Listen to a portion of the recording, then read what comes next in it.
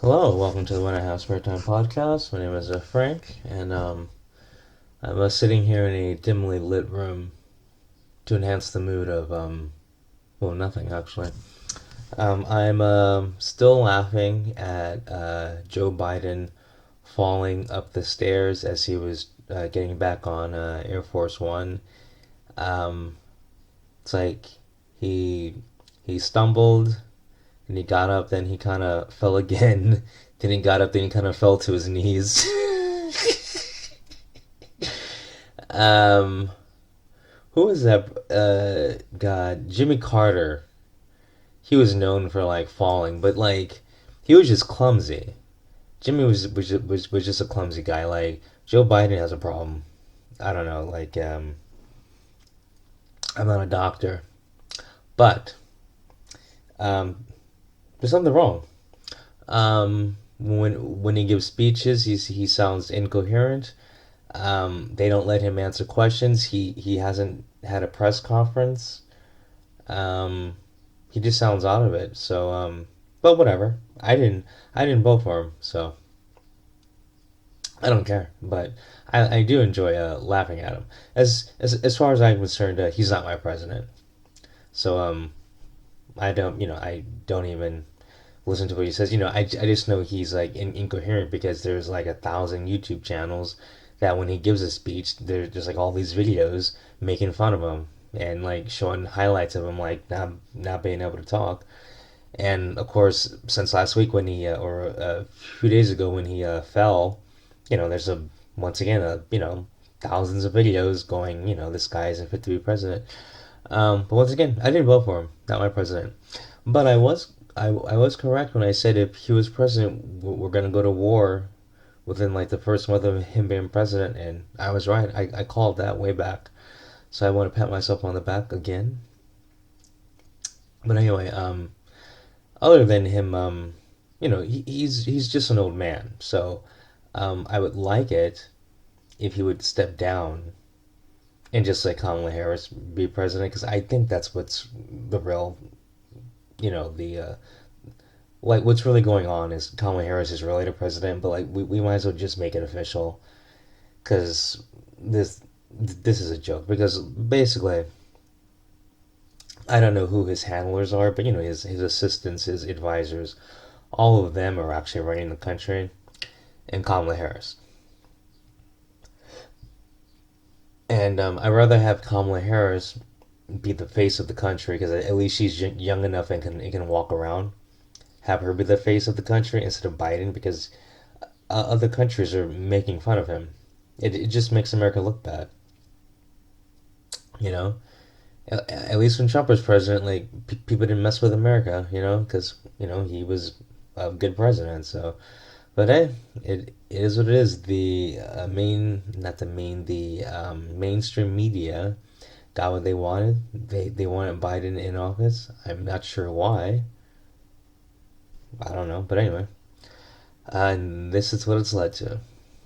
Um, a discombobulated, bumbling, stumbling old man. And oh my god, this guy he keep okay. He's not a doctor, and all the other doctors associated with him aren't doctors either. But he's giving medical advice on on the flu that's going around. So how come when Biden gives advice on the flu that has no medical backing whatsoever, it just gets put out there and nothing's challenged. But like if Trump says the sun comes out tomorrow, there's going to be fact checks and three articles going he's lying. It's a total joke. The whole government thing's a joke. Yeah, the government thing.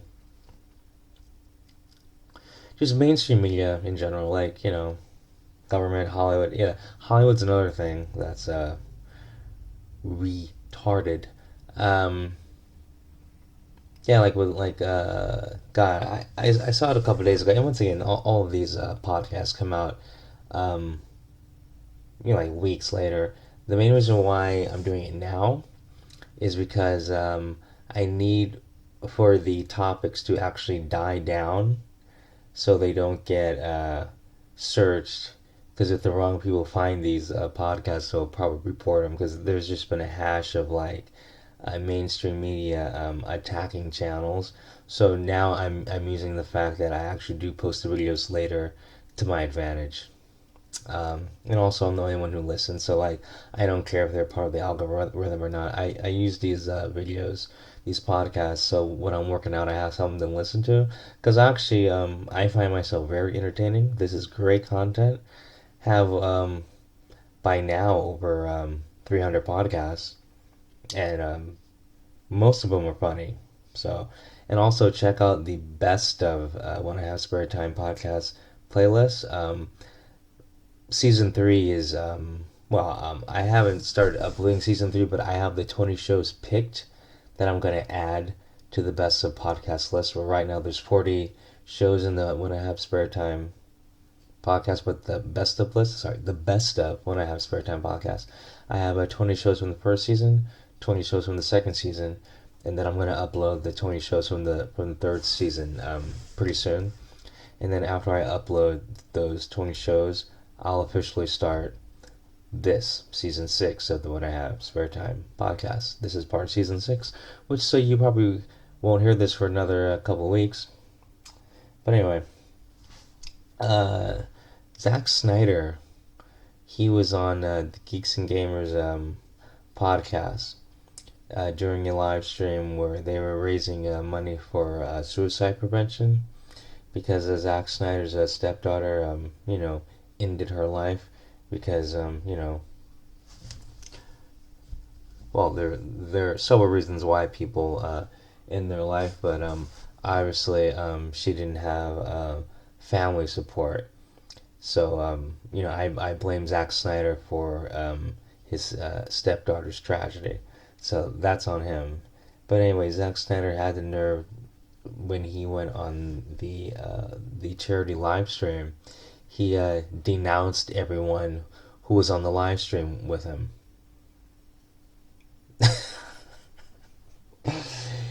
So basically, Zack Snyder doesn't give a fuck about anyone who was on that live stream raising money for that cause, and he obviously doesn't give a fuck about his stepdaughter because if he did, he wouldn't have said all that, and that shows you why his stepdaughter did what she did. So I have no sympathy for Zack Snyder, and I have no sympathy for everyone on the podcast who he dissed. It's like, how did you? Zack Snyder's part of Hollywood. So if he's going on channels, yeah, he goes on YouTubers' channels, but he goes on certain YouTubers' channels, you know? So I don't know why Geeks and Gamers thought that Zach was going to be nice to them or respect them. And the fact that they continued to live stream with him on and didn't just like say something. It doesn't matter if it's a charity live stream. If Zack Snyder, if the first thing he does is like diss you when he gets on, you just gotta hang up on him or whatever. Say shit back to him. They just rolled with it. It was pathetic. I lost all respect for everyone on that podcast. I mean, for everyone on that live stream. But I still watch their stuff. But every time I see them now, I cringe. I'm like, oh God, you got no balls. And to the woman on there, you got no ovaries. I mean, it was just bad. It was, I don't know. It was too bad. It was too bad. Like all of them, and I'm not gonna name them all because you've seen it already. Everyone on that live stream, I have literally no respect for. It's sad, but like I still want to support their channel, so I still watch their vids. I still give them likes. I still give them the interaction at least to like boost their to boost their outreach. Okay, but that was pathetic on everyone involved, and then of course they all did the Monday quarterback thing, and were saying stuff after, but it was pathetic. And then like the worst one out of all was definitely Jeremy because now Jeremy from Geeks and Gamers, the main person dissed I think in all this. he's trouting out all of his, a lot of people work for Geeks and Gamers, which is fine. But now he's purposely pushing all of the diverse people to the forefront, and it just looks so forced. It's like, we already know you have women, we already know you have Mexicans, we already know you have black people. You don't have to prove that you're not racist, dude. We know that you're not racist. So it looks tacky when you, sorry, you're not racist and you're not sexist.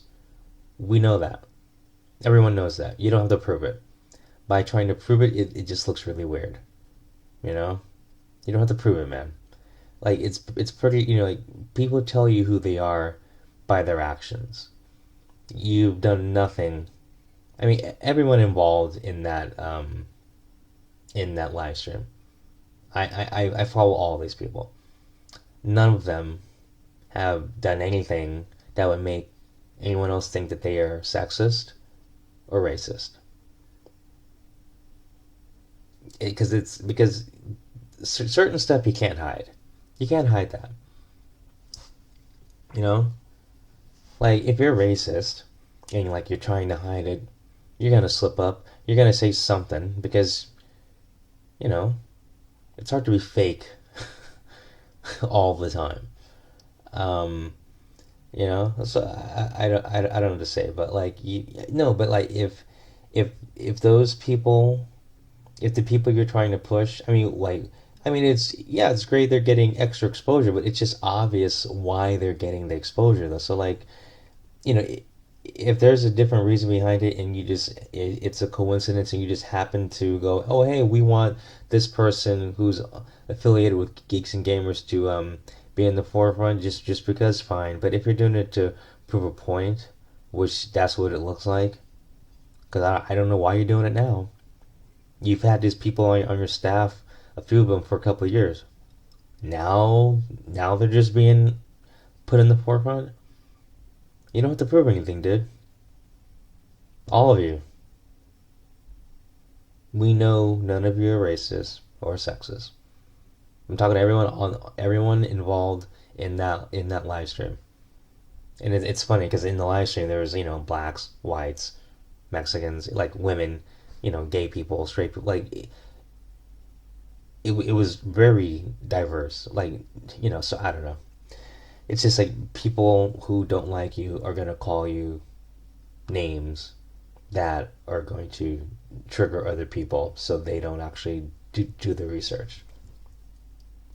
They're saying that they're like, a hate YouTube channel, and then they show a screenshot, and in the screenshot it's like, it looks like the United Nations, and usually, if you're whatever, it doesn't matter what your race is, but if you have a multicultural friends out there, you know, if you take a look at everyone you work with and associate with and do these videos with and talk to, whatever, and you have basically a rainbow, you're not racist, but it's just that they're being called it and some people buy it. But anyway, that's all I gotta say on that.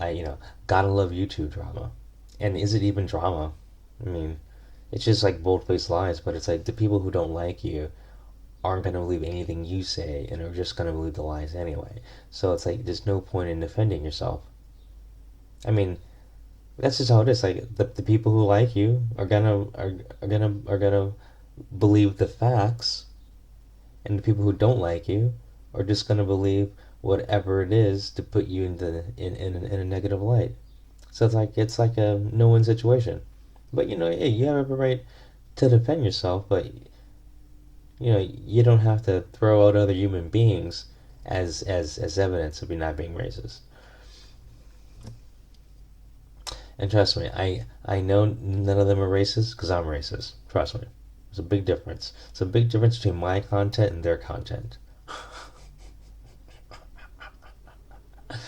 I've told more sexist jokes in these podcasts than, like, I don't know. I mean, God, like,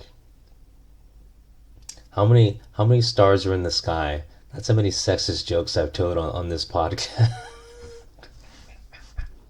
Like, how many racist jokes have I told in the 300 plus podcasts I've done? Like, I don't know, a couple of hundred. Oh Lord. But anyway, but guess what?